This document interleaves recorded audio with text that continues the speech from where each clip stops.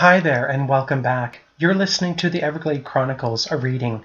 I'm Garrett Shave, the author. Today I'll be reading Chapter 8, A True Spruce Battle. The forest is fighting back. Due to the length of this chapter, it will be split into 2 episodes. Next week, I will be reading Part 2. Now let's get started. Sunday came with a vengeance. Tyler had been informed the night of the meeting while he was in bed holding his sore mouth. When I strolled to the meadow, it was almost like walking into a military camp. All the soldiers in my view were wearing outfits that made them look like those little green men boys play with in the sand. Atop their heads they wore green caps, cap guns at their waists, and some had swords at their belts. Higher-ranking officers wore red capes and caps with single spikes. "We are truly at war," I said to myself as I walked. When I reached the village, there was no one in sight. "Is anyone here?" I asked. Benjamin stepped out from behind a tree, wearing a green and white plaid shirt. He did not have any signs of military on him, which reassured me he hadn't been recruited. "They were here earlier, recruiting everyone. I hid," Ben told me. He then explained how it had happened. A large group of green boys had come to take them away, suiting them up with green caps and foam swords. The only ones who stayed were the Duke and his personal guard. "Where is Hudson now?" I asked. "Discussing war with the Queen at her castle," Ben said quietly.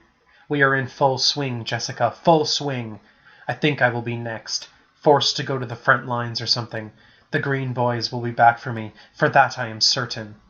I nodded and thought for a moment. If anyone knew anything about the situation, it would be Cassie. But it would look suspicious if I crossed the Cloverleaf to go and see her.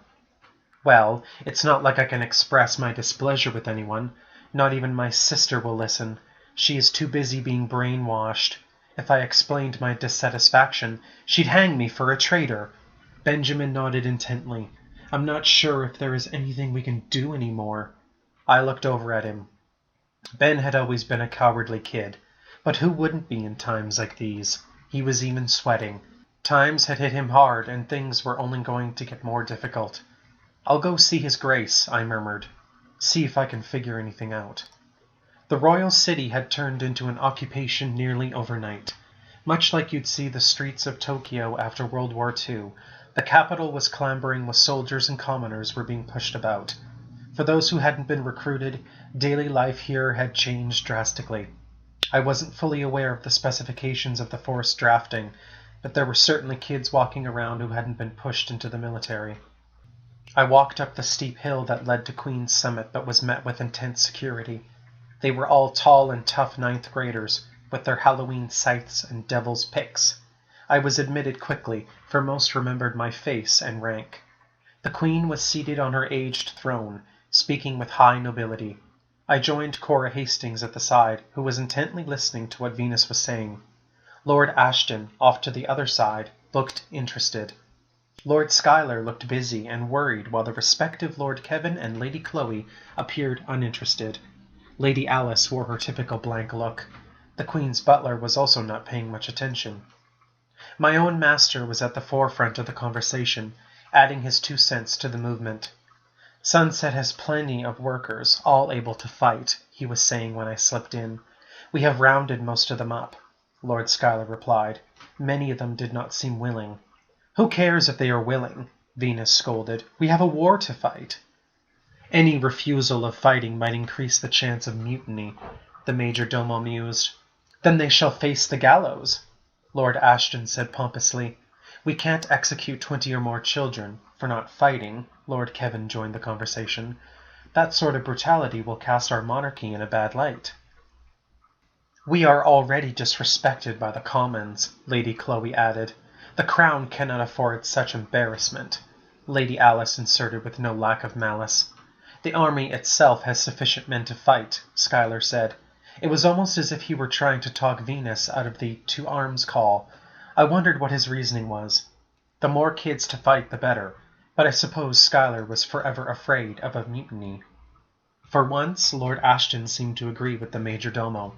"I have to express my displeasure here, Your Majesty, for the Commons called to fight are unprepared and untrained." "I say let the trained boys do their work," the general continued. Queen Venus seemed to think for a long while before replying. Unfortunately, Lord Hudson declared his own words for the situation. "That's all well and dandy, but the more men the military has, the better. These boys and girls will learn on the job. I mean, how hard is it to wave a sword and attack? Are we going to go back on our decision like a couple of hens? We agreed to throw Tyler off his pedestal, but now we are reconsidering?" "No one is reconsidering, my lord." The Queen raised her hand in defiance. "I have absolute rule here, and the two-arms declaration remains." She turned to her majordomo with a snarled look. "Ensure these boys and girls are trained for the field. I would assume by now our stupid little friend has heard word of the war. Keep his advisers and friends in our prison. No one escapes." No one seemed pleased with the Queen's decision but Lord Hudson.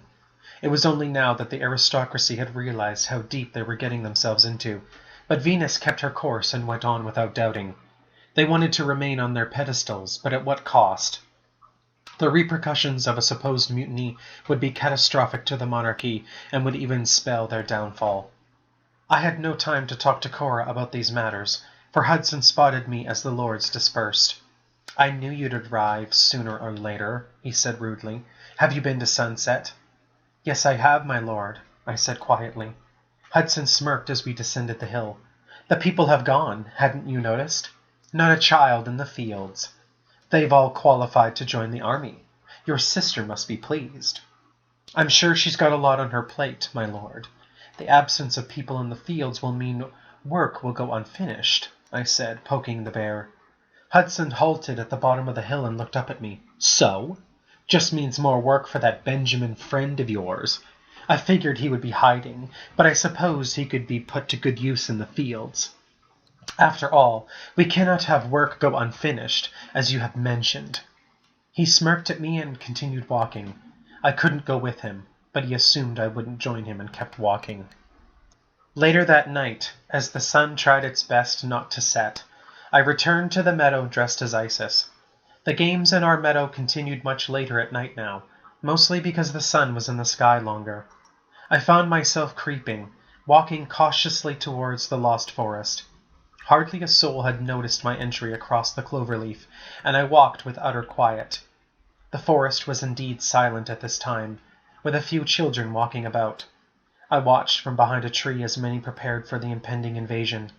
They had been stockpiling twigs and branches, mostly to be used as weapons, I had guessed. They had also laid traps, twigs and sticks to create noise when soldiers walked over them. It was quite a clever alert system. The only thing these kids had going for them was a home advantage. Anyone could get lost in this mess of trees, hence the name. I spotted Tyler Crest on the older set of jungle gym equipment that was barely used these days. Once, long ago, it had been Gabrielle's standoff and perch. Now it had gone into decay and Crest had ignored much of it. It was ill-prepared for an invasion. I crept closer, watching him. He was alone, looking out into the forest, beyond the trees and off to the distant fields I called home. "Tyler," I whispered. While still hidden, he looked around for where the sound had come. I repeated his name and he slid down a metal pole to investigate. "Who's there?" he said, reaching for his foam sword. "A friend," I said, stepping out from behind the tree. He dropped his foam sword, his mouth open. Who are you?" he asked, visibly afraid. "My name is Isis," I said casually. "I'm a friend of this meadow, and I protect those who need protecting, naturally." "I know that name," he said, thinking deeply. "You're the one who broke Sassy Cassie out of prison. I should capture you now and give you to the Queen. Then perhaps she would call off this attack." "Venus will not stop until you are defeated," I said sternly. "You are nothing but a game to her, a pawn. She only wanted you to be her scapegoat so she could install absolute power in the kingdom. Your swan song is her victory, her proof that she isn't too old to wear the crown." Tyler looked upset, like he could cry. "Don't cry," I mumbled. "That's why I'm here, to offer my help." "What can you do? You're just a tall woman that looks like a cat or something," he said. I raised my eyebrows and folded my arms. "Yeah, sure. Anyway, I know this meadow like the back of my hand, and I want to help. Gabrielle Sinclair was a friend of the meadow, and I will not let her forest get into the hands of Venus." How do you propose to help me? Tyler was interested now. You will see. When the battle begins, I'll be here. Oh, please, he sighed.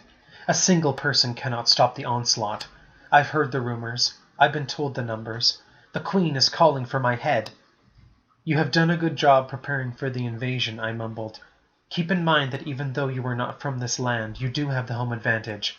The Lost Forest itself has always been trouble in the past for attacks. Tyler seemed slightly interested now.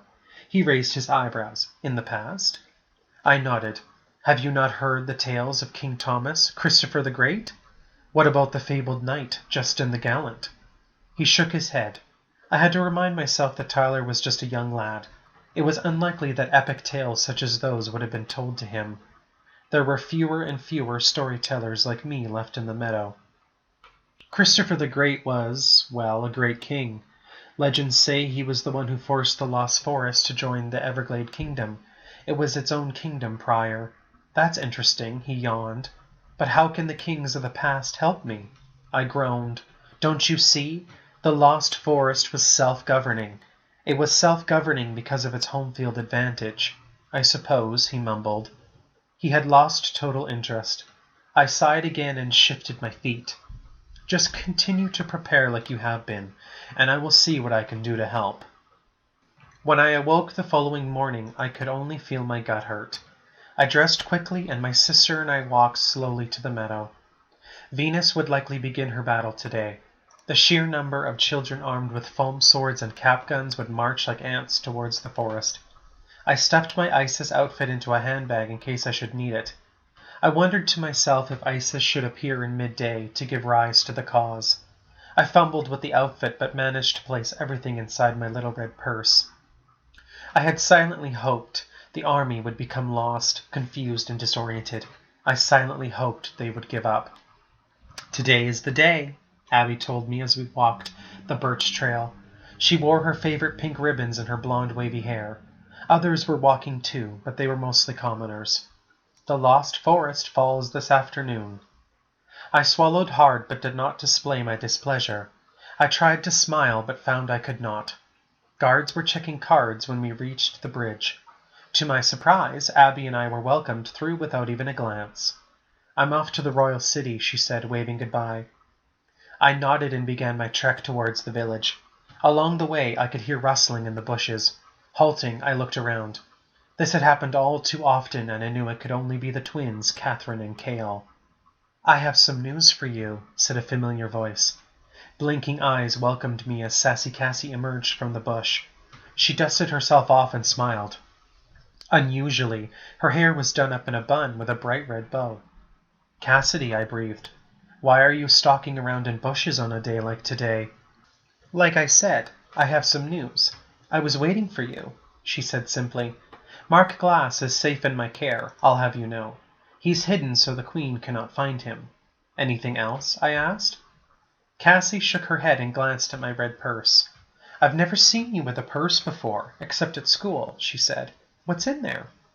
Just some things, I lied. I need to defend myself in case the army attacks. They won't attack Sunset, Sassy Cassie snorted, folding her arms. They're headed for the forest.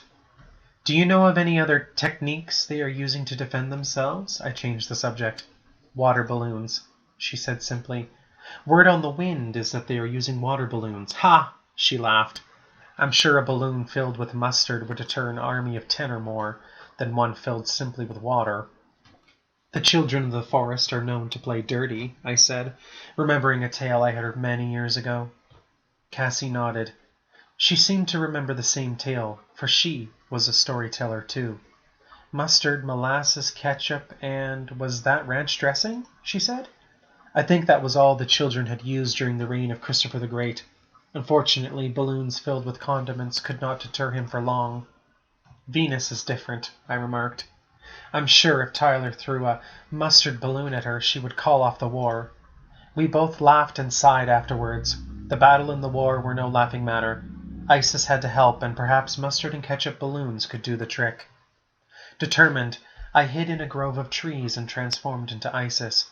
As I fumbled with the lipstick in my small pocket mirror, I caught the reflection of someone in the background. I froze immediately, frightened of who it could have been. What if it was Hudson, the Queen? My eyes grew wide and I turned around quickly, my jaw open. Benjamin was standing behind a tree as surprised as I was. "Jessica?" he said, covering his open mouth. I was as still as a statue, unable to move. My mask was on, my hair was tied into pigtails, and I was wearing black leggings and a black sweater. My other clothes were in a heap behind a bush. "I am not Jessica," I said. "I am Isis, protector of the meadow." "I saw you change." He blushed. "Well, only a little." I finished my ruby red lipstick and sighed. "All right, Ben, you caught me. I am Isis, and Isis is me."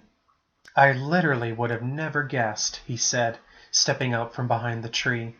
"From what I've heard about Isis, she's statuesque and debonair.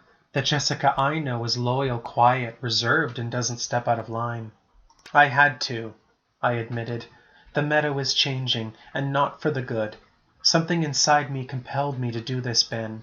Perhaps it was a dormant force, a power awakened so I could help save this place. Call it courage, if you will." "I understand," he said quietly. "I'll keep your secret. You were one of my best friends, Jessica. I could never betray you." I smiled at Ben as he walked closer. He put his arm on my shoulder and glanced into my eyes. For a split second I leaned forward and planted a short kiss on his lips. He blinked and stepped back, and his entire face went red. I giggled and then burst into a laugh. "I appreciate that very much, Ben. You are one of my best friends, too," I said warmly. Still blushing, Ben looked away. I had never seen him like this before, and it only made me giggle. "I should go, though. The forest needs me," I said, trying to control my giggles. "All right, go," he smirked. I looked over at him and realized my red lipstick had left an imprint on his lips. I licked my thumb and cleaned it off his lips. He blushed even more, and I knew I had to leave or I would certainly die laughing from his embarrassment. Dashing through the patches of the forest near the village, I kept low and dodged as fast as I could. Isis could not be seen or she would be taken into custody and likely unveiled to the entire royal city. My heart was beating as I ran and dashed behind trees for cover. I decided to go the long way round and follow the path to the forest. It would be teeming with soldiers, but there was no other way. Halting near a rolling hill, I noticed Lord Schuyler marching with a band of troops. I gasped at the numbers. There might have been 20 kids all lined up. I crouched on the hill and watched them as they passed. Schuyler was hollering orders and the troops were marching. I darted from the hill and into the lost forest. The forest itself covered little more than a quarter of the landmass of the entire meadow, so I was safe.